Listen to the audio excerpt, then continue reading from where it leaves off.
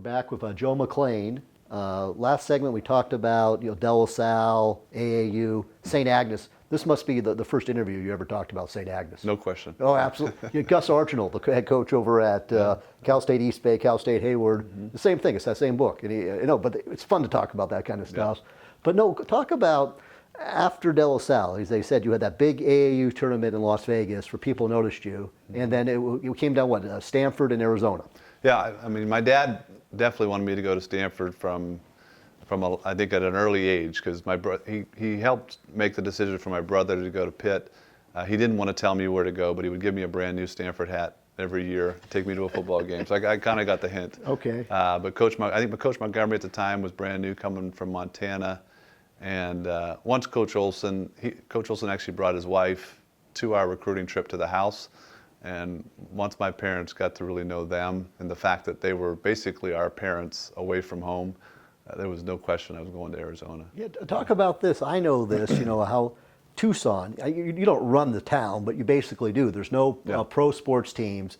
Everyone loves the Wildcats. And I'm trying to think, you got there 91, 92 or later, I forget. 92. 92. Yeah. And so, I mean, we'll talk about the guy that coaches the Warriors is a legend for what he did in 1988. I mean. I mean, you look at the Warriors today, you got Steve Kerr, you got Luke Walton, Andre Iguodala. Up in the booth, it's Tom Tolbert.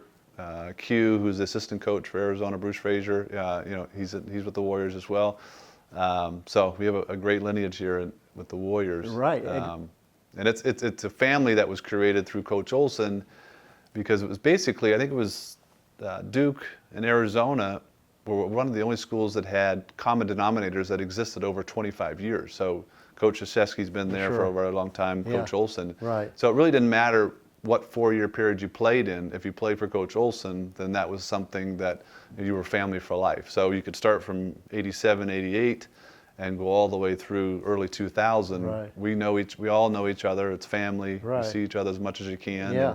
And those are the little things that made a huge difference in everyone's lives, both basketball and off the court, is that you can actually have something in common with a network of probably over a couple hundred guys. Right, absolutely. That have now gone on and done a lot of different things. Right. Basketball specific, I think there's been over $1 billion in contracts signed at Arizona. And now Coach Sean Miller's taken that over, and what he's done a great job is including all the players of history, and then bringing the present, and then focusing on where we can go in the future. Right. So, How often are you back in Tucson? I try to get there a couple of times a year. Yeah, wow. For a while we were playing an alumni game, which brought all the players back. Right. But they don't do that anymore. Right. I just thought of something. This Craig McMillan, he's almost started Cloverdale. That's right. I mean, tell people, and I think he coaches JC up there. He does. Yeah, he's had a great coaching career. Probably one of the best California players of all time. Right. People don't know that name very well just because he didn't play in the NBA. Sure. And then here at Monta Vista, go ahead. As well, we've got Craig Bergman there, who runs the sports program and the football team. Right. But they were teammates at Cloverdale. That's right. And I think they, tiny Cloverdale, whatever it is, above Santa Rosa, I think they beat Inglewood or something like that, maybe Morningside or something, early 80s. Yeah. So then what about here in the Bay Area? How often do all you Arizona guys get together? Maybe smaller groups, or how many times do you get together, a big group? Well, they have a group called the Baycats, which gets a lot of the alumni base together, because there's a lot of people from the Bay Area that have gone to University of Arizona. Right. So there's that network that exists.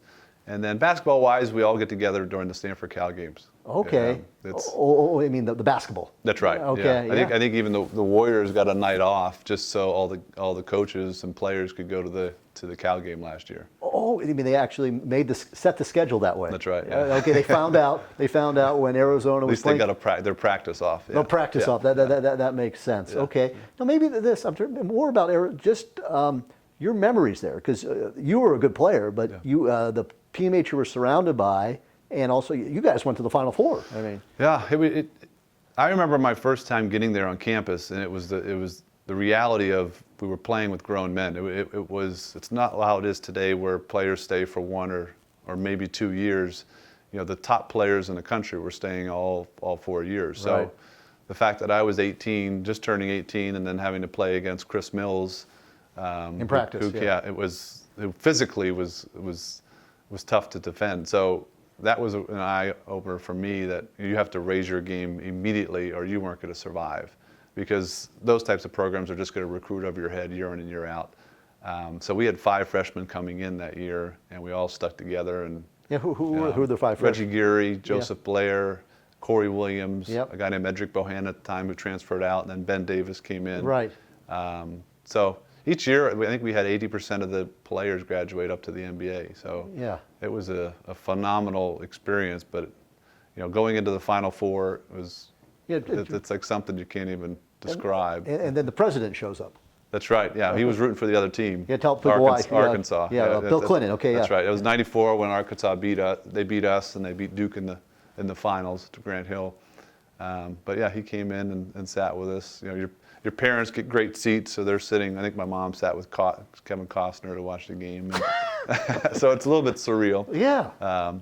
Probably our better team was freshman year, when we went 17-1 in the Pac-10, and I think it's still a record, but we lost in the first round. Yeah, tell people remember this. 2 seed versus a 15 seed, and that was Steve Kerr or Steve Nash and a bunch of surfers. They just got lucky one night, but at least Steve had a pretty good career to make us look better. Well, Hall of Fame career. To talk about that, I mean, what that was like, because you're from here, so Santa Clara. Everyone in Tucson must have been very confused who this Santa Clara was. Right. And how good did you know? Afterwards, you knew how good Steve Nash was. Going into that game, did you guys know how good he was? No. We actually over the years have been able to put a couple guys on the map. And no one knew who Steve Nash was really. You didn't take him that seriously. And sure enough, they caught us on a night. Same thing when we played Utah. No one had ever heard of Keith Van Horn. Right. And then he had 35 on us, and then he had a great career from there on out. So at that level, you basically have to take everyone seriously. Right. But how that night did you see that Steve Nash was going to be an NBA player, or did he get even better after that? I think he certainly got better and better. Yeah, the confidence level starting to build. Okay, yeah, and as I said, that was freshman year, and then sophomore year was the Final Four. That's right. And then you mentioned the interesting thing is later on you're playing with like Miles Simon and those guys. Michael Dickerson, Jason Terry. Jason Terry's still playing. That's right. Yeah. I mean, but then it was. You must have been on campus when Bibby was being recruited, or? Yeah, well, he was in local. Arizona, He was local. from the state of Arizona. Everybody knew all about him, and so they recruited him pretty hard. But yeah, you'd see some of the young guys come through. Now a lot of them are coaches. And I remember Ryan Bowen, who's coach of the Denver Nuggets now. He was coming through, and I was his recruiting host. So it's. Even guys that didn't come to the school, you keep connections with. Yeah, they mentioned some of those names. Yeah. I remember Drew did this interview. I think he wanted to go to Arizona at the time. Yeah, exactly. Yeah. He made a better decision. He got more minutes. Georgia Tech. Yeah. So that was good. Drew Berry, yeah. Drew Berry, that was a good call. Scott Pollard was another guy who came through. Ended up Kansas. He went to Kansas, played in the NBA for 10, 15 years.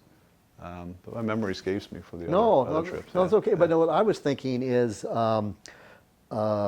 maybe talk about this. Maybe we'll save that for the next one. We'll tease how you're playing in Europe, 1997. Mm-hmm. Who's it? Somebody sent you. Yeah, Michael Dickerson. Yeah. Okay. Says whatever. They finished 5th in the Pac. They had finished 5th place in the Pac-10, which Let's just do it I think now. at the time it was probably the worst record in Arizona and Lute Olson since the team really started getting better. And I remember just talking to him tongue in cheek saying, I mean, you guys are an embarrassment to this program. You've got to step it up. Right. And then. So you were in Europe. Yeah, I was playing in Spain, in Barcelona, Spain at the time. And then. No internet. So that was it. You're I think off I the called grid? him from a phone card or something like that. Right. And then I'm off the internet, and really no internet that existed. Yeah. And then we were traveling for a couple of weeks, and then all of a sudden I open up the paper in Barcelona, and they're in the Final Four. Right. And then they won the whole thing. Right, exactly. So, one, they solved the problem and got rid of me.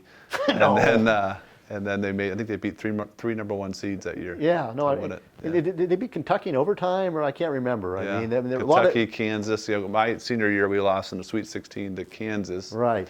With Rashad Vaughn and Jared Haas, Paul Pierce. Right. And I had food poisoning that night. I was in the hospital the whole night before the game. Wow.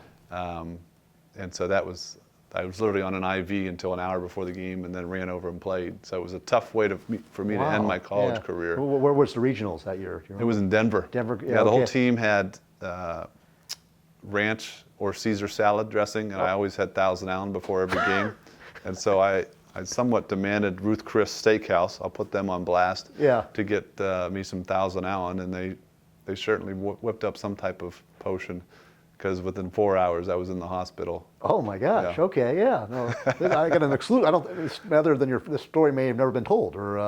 Well, it's Coach Olson, when he wrote his book. There's one chapter called 1,000 Reasons the Wildcats Lost to Kansas, and it was all on the dressing. Okay. Oh, it was. Okay. Yeah, okay. yeah. Yeah. And I didn't go to Ruth Chris probably for a decade, and then now we have a group of De La Salle buddies that we get together once a year, and for some reason we've got to go to Ruth Chris now. Okay, and they know about this? Oh, they know about it. Okay. But I think they did it on purpose just to make me go back. Okay, and deal with that. No, but no, you mentioned. I lost my train of thought. Well, talking about them winning the national championship. You're in Europe. Mm-hmm. Maybe that's what we talk. We'll come back. We're going to talk about. We still have to talk more about De La Salle, but we'll talk about how playing in Arizona, meeting people, transitioned you from basketball to what you're doing now at Intersect Capital. Great.